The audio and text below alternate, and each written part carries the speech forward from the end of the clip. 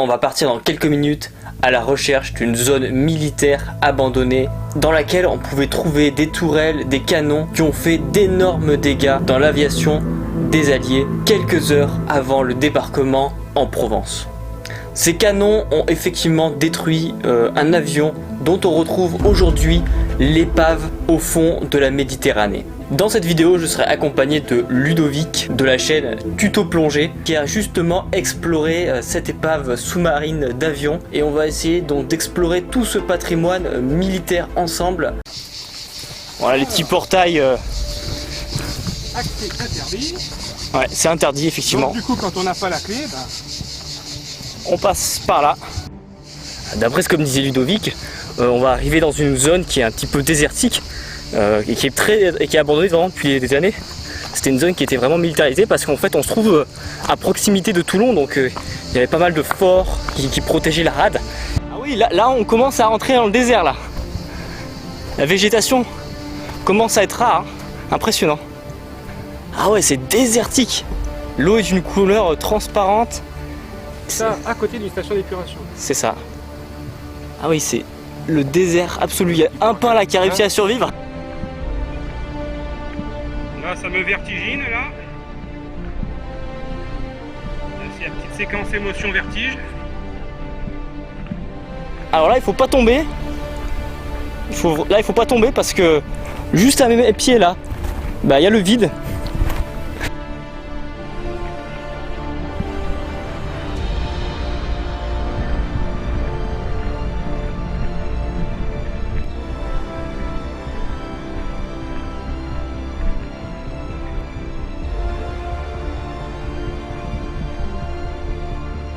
On est, tu sais, dans un décor de film fantastique, tu sais. Allez, comme ils sont beaux, là. Ouais, c'est ça, c'est en même temps la montagne et la mer, tu sais, un petit peu en un seul endroit.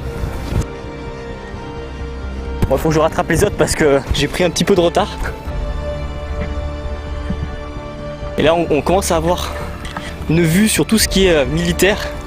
Ah oui, parce que l'armée avait utilisé cette zone très sauvage pour camoufler des forts, pour camoufler pas mal de choses.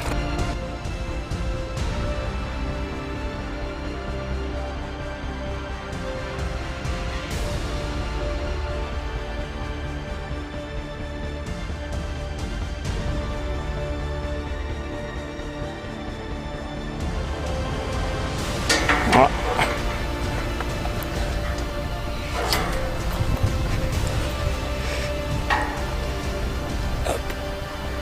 Ah oui, c'est un peu étroit, mais voilà.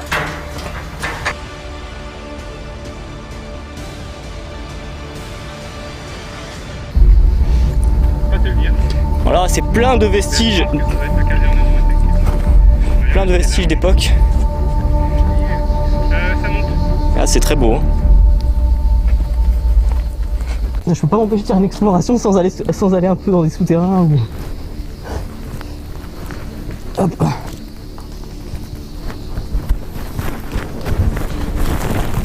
Ah ouais.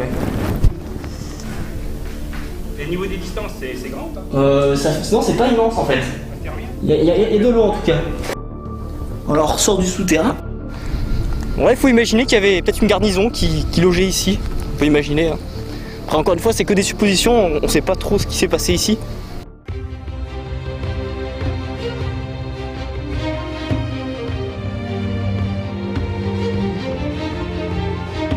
Je pense pour hisser les marchandises qui arrivent de mer. Ouais. La rambarde elle a pris cher. Hein. Ah, elle est bien rouillée quand même. Ça c'est moderne parce que ils ont mis là-haut un espèce de phare électrique. Ah d'accord. Là on a encore un petit fortin juste en face. C'est plus la tourelle. Ouais, c'est une tourelle. Donc il y avait le canon qui était dessus, c'est ça? En dessous, dans la montagne. D'accord. Là faut prendre ce petit sentier au-dessus de la mer. Très très joli.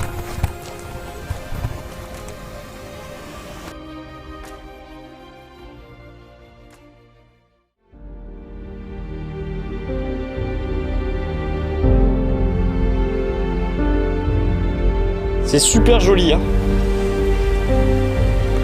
Un aspect assez impressionnant.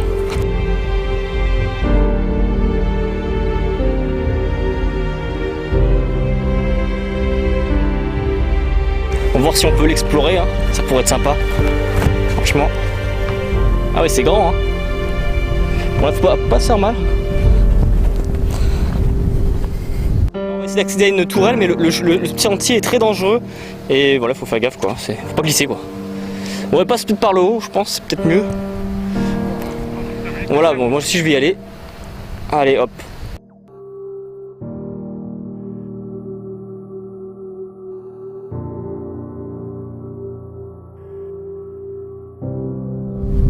Je crois pas qu'il y ait d'autre accès, mais ouais. C'est impressionnant l'érosion. Et là, je tombe là-dessus. Bon, on va essayer d'explorer cette structure. Mais par contre, il faut un peu escalader au-dessus de la mer. Voilà, c'est bon? Ok, bah, j'arrive.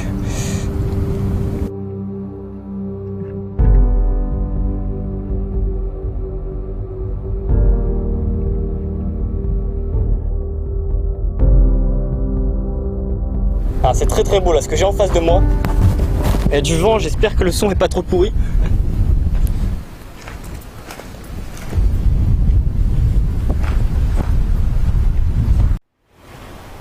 Ah, c'est magnifique. Ouais. Ah oui, il y a encore les rails. Ah, ça se coupe en deux. Ah d'accord. T'as deux tirs en fait. Où on est, de l'autre côté. D'accord.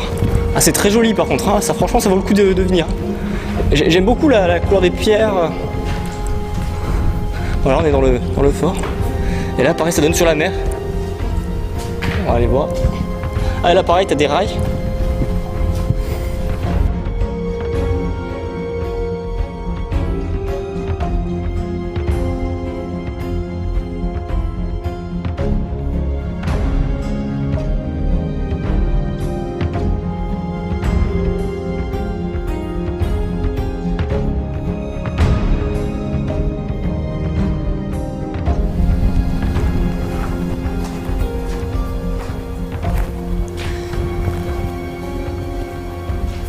Et là, au fond, il y a quoi? Ah, ben justement, ça, c'est ce qu'on voyait tout à l'heure. On était là-haut tout à l'heure. Ouais. On est là. On est là. Alors? Bah, je suis en dessous de toi là. Tu vois quoi? Ah ouais, d'accord. Tu me vois ou pas? Bah ouais, je te vois. Alors, il y a quoi en bas? C'est l'endroit le plus préservé de tout le site ici. Ah ouais. Je me doute bien que c'est le plus intéressant, mais filmer qu'on voit que je vois tout ça après. C'est impressionnant, hein. Il y a une ambiance en plus, la couleur, c'est vrai que c'est. Mais bon. Là, on voit le Ouais. la suspente là, avec les coulis. Il faut savoir qu'en explorant ce lieu, je ne me doutais pas de toute l'histoire que pouvait renfermer ce site. Nous sommes à proximité de Toulon, plus précisément à la Seine-sur-Mer, au Cap Sissier.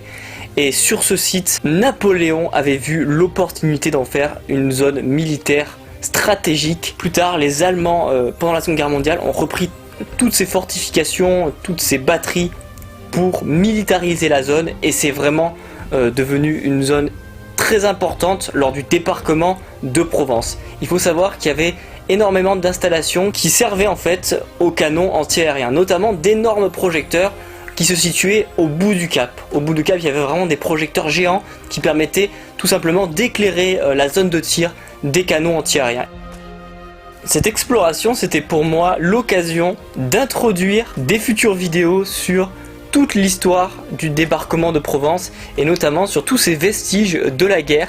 Il faut savoir que dans l'ère toulonnaise, on a vraiment un patrimoine historique méconnu, oublié, alors qu'il est vraiment très important. Il faut savoir que dans le site, il y a une immense station d'épuration qui est en partie souterraine et en fait, il y a 40 ans, il y a eu un déversement de milliers de mètres cubes d'eau usée dans la mer et donc il y a eu une énorme pollution.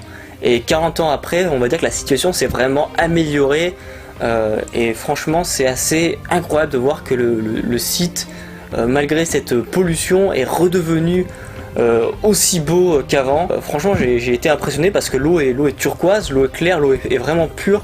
Et aujourd'hui ça fait plaisir de voir que malgré ces incidents, ces désastres écologiques, le site a pu redevenir un site naturel avec une qualité exceptionnelle. Voilà, je remercie en tout cas Ludovic, je le remercie de m'avoir fait découvrir ce lieu.